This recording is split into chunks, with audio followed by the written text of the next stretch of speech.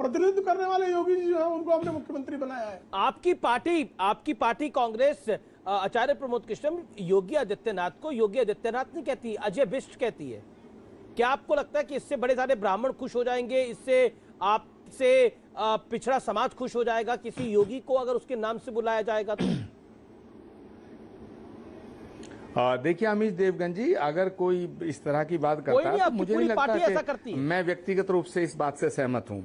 नहीं, ऐसा नहीं। मैं खुद कह रहा हूं योगी आदित्यनाथ जी, मैंने कहा अजय सिंह बिष्ट जी का नाम लिया। मैंने वो संन्यास से पूर्व के जो नाम होते हैं सनातन धर्म की, हमारे संतों की परंपरा है। अब मेरा नाम आचार्य कल की पीठाधीश्वर होने से पहले जो था तो उस नाम से कोई लेना चाहे ले सकता है, कोई गुनाह नहीं है। लेकिन हमारी जो परंपरा है वो यही है कि जब नाम परिवर्तित होता है, वेश परिवर्तित होता है, तमाम मार्ग परिवर्तित होता है, जीवन रूपांतरित हो जाता है, तो एक साधु की कोई जात नहीं होती। बिल्कुल प्रेम शुक्ला जी की बात से भी मैं सहमत हूं और अमीश जी आपकी बात से सहमत हूं। लेकिन मैं प्रेम शुक्ला जी से यह कहना चाहता हूं कि साधु की कोई जात नहीं होती। लेकिन जो उत्तर प्रदेश में 4.5 साल का जो समय बीता है उसमें ब्राह्मणों के ऊपर जो उत्पीड़न और अत्याचार हुआ, तो उस पर प्रेम शुक्ला जी उस पर क्या कहेंगे? क्या प्रभात मिश्रा जो 12वीं का इम्तिहान दिया उसको एनकाउंटर में मारा गया और कह दिया गया ये पिस्टल छील के भाग रहा था? खुशी दुबे पे आप एक शब्द नहीं बोलते प्रेम शुक्ला जी। एक ब्राह्मण कन्या है और नाबालिग कन्या, उसका विवाह हुआ, उसके पति का एनकाउंटर 3 दिन में हो गया, उस पर गैंगस्टर लगा देना, उस पे जो बड़े बड़े अपराधियों पे धारा लगती है उसकी जमानत नहीं हो पा रही है। तो अपराधियों में अगर हम धर्म, अपराधियों में अगर हम जाति देखने लगेंगे तो फिर क्या बचेगा? ओवैसी साहब कहते हैं कि मुसलमानों को टारगेट किया जा रहा है, आप कह रहे हैं कि ब्राह्मणों को टारगेट किया जा रहा है, अपराध को टारगेट किया जा रहा है। कौन से मुख्तार अंसारी मुसलमान अपने धर्म से होगा, लेकिन इस समय उसको अगर वो जेल में है तो अपने कृत्यों की वजह से जेल में। आपराधिक इतिहास नहीं था।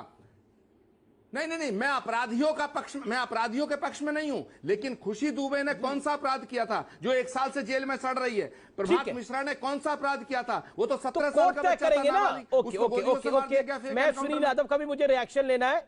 ओके, कि एक सेकेंड आप बोल लीजिएगा आगे। प्रेम शुक्ला, सुनील यादव, योगी आदित्यनाथ क्योंकि एक संत है, एक पीठाधीश्वर है, तो उनमें तो सब जातियां समाहित हो जाती हैं, इसलिए उनका रक्षा कवच बहुत बड़ा है।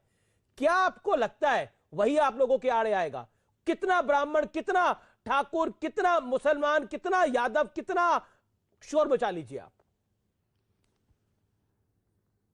देखिए अमीश जी, मुझे लगता है कि पूरे देश को मालूम है, यही माननीय योगी आदित्यनाथ जी ने पिछड़े और दलितों के गठबंधन को सांप और छछूंदर कहा था। तो क्या कोई संत, देखिए क्या कोई असली संत किसी भी वर्ग को सांप और छछूंदर कह योगी जी के संत होने पे? और अगर योगी जी ने कहा है तो फिर आप तय कर लीजिए अपनी डिबेट में। आचार्य जी बैठे हैं, प्रेम शुक्ला जी बैठे हैं, क्या कोई संत की भाषा यह हो सकती है? क्या कोई संत एनआई के पत्रकारों को जो भाषा का इस्तेमाल योगी जी ने किया था वो संत की भाषा है? क्या ठोक दो ये संत की भाषा हो सकती है? दूसरे धर्मों को लेकर के जो योगी जी बयान देते हैं वो संत की भाषा हो सकती है? अगर हो सकती है तो फिर ऐसे संत भाई, ठीक है। ओके, प्रेम शुक्ला जवाब। पहले तो इनको योगी जी के संत होने पर ही शक है। नहीं, देखिए एक तो गोरक्ष पीठाधीश्वर संत है कि नहीं, यह निर्णय जो है सुनील यादव जी नहीं ले सकते हैं।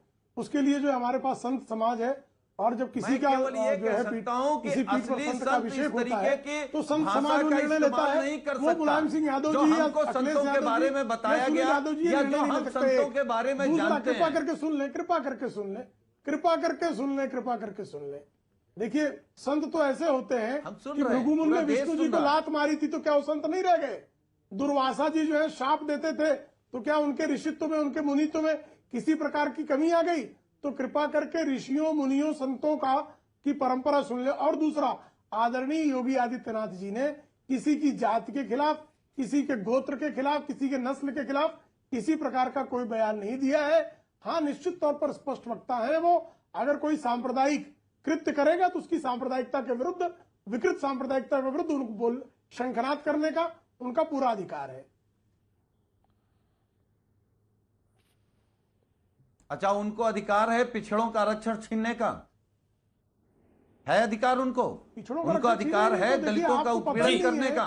कि गोरक्ष पीठाधीश्वर जो है क्या बात कर रहे हैं? थोड़ी तैयारी के साथ आया करिए। उत्तर प्रदेश, ठीक है, ओके, मैं सुदीन बदरिया 10 सेकंड में मेरे एक सवाल का जवाब दीजिए। तिलक, तराजू और तलवार, इनको मारो जूते चार से आपने अपनी पूरी कहानी यानी पॉलिटिकल पार्टी का आगाज किया, उसी लाइन पर चलते थे, अब यहां तक पहुंच गए हैं। क्या आपको लगता है कि ब्राह्मण आपके फेर में फंस जाएगा? क्योंकि वो 2017 में नहीं फंसा, 2014 में नहीं फंसा, 2019 में नहीं फंसा, क्योंकि आप तो डीएम फॉर्मूले के साथ काम करते हैं। बता दूं, जो बार बार इस नारे को आप दोहरा रहे हैं, इस नारे को जो बार बार आप दोहरा रहे हैं, आप एक चीज समझ लीजिए, न मैंने कहा न कभी बहन मायावती जी ने कहा, पर हमने ये जरूर कहा है इस देश के अंदर सामंतवादी व्यवस्था रही है। इस सामंतवादी व्यवस्था में शुक्रिया सर। फिलहाल टक्कर में इतना ही। आप देखते रहिए CNBC आवाज। लेकिन आज का कंक्लूजन यही है कि जनता जनार्दन बड़ी समझदार है। पॉलिटिकल पार्टियां जरूर डीएम फॉर्मूला प्लस ब्राह्मण लगा ले, जरूर मुस्लिम यादव फॉर्मूला प्लस ब्राह्मण लगा ले, लेकिन जनता बड़ी समझदार है जी। उसे पता है किस फॉर्मूले को का इस्तेमाल करना है। जनता का फॉर्मूला बिल्कुल डायरेक्ट होता है और मतपेटी में यानी ईवीएम में दिखाई देता है। Good night. अपना और अपने परिवार का ध्यान रखिए। मास्क जरूर पहन के बाहर निकलिए, लेकिन जरूरी हो तभी। नमस्कार, गुड नाइट।